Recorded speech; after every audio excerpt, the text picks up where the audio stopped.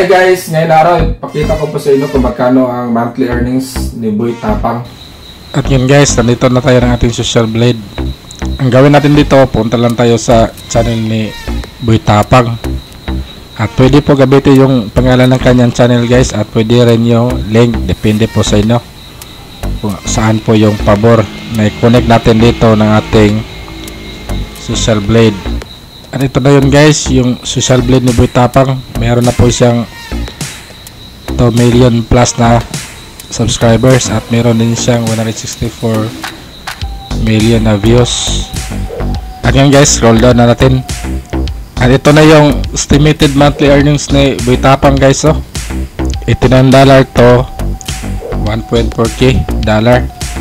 Pero ang totoo nito na estimated earnings ng kanyang monthly guys, itong pinakamaliit, ito po yung tunay na estimated earnings niya, hindi po yung malaki. Ang gagawin natin dito guys, yung maliit na earnings niya, i-times 3 natin siya guys para makuha natin ang kabuuang monthly earnings ni Boy Tapang. At ito na yun guys, yung monthly earnings ni Boy Tapang. Ang gawin natin dito is i-times po natin siya sa dollar value into peso. Ngayon i-times natin siya sa 55.69 sa dollar value into peso. At dito natin makuha yung kabuang sahod niya, yung pinaka sure na sahod. Mayroon pa to sobra ng konti pataas pero hindi natin siya makuha kasi stalker lang tayo. At least yung pinaka 99%, yung hindi na siya bababa na sa computation, yun po ang pinaka sure na nakukuha na po natin siya, yung pinaka sure. Kung napapansin po natin mga guys, lumiliit po yung monthly earnings ni Boy Tapang. Ibig sabihin lang po guys, hindi po talaga basyan yung sa dami ng subscribers yung para kumita tayo ng malaki dito sa YouTube.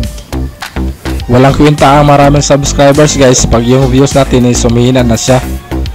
Ang mayari pag hindi na gumagalaw ang ating views, unti-unti pong lumiliit ang ating earnings hanggang sa mawala pag hindi na yung gumalaw ang ating mga views. Yan po ang totoo mga guys.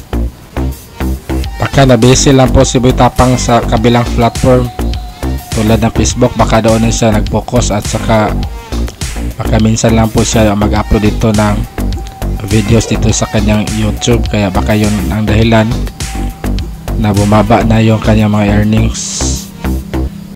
Okay lang yun mga guys, kahit na bumaba siya at least kumikita pa rin. Ang mahirap yung hindi na siya kikita, yan talaga ang problema. Okay lang siya basta meron.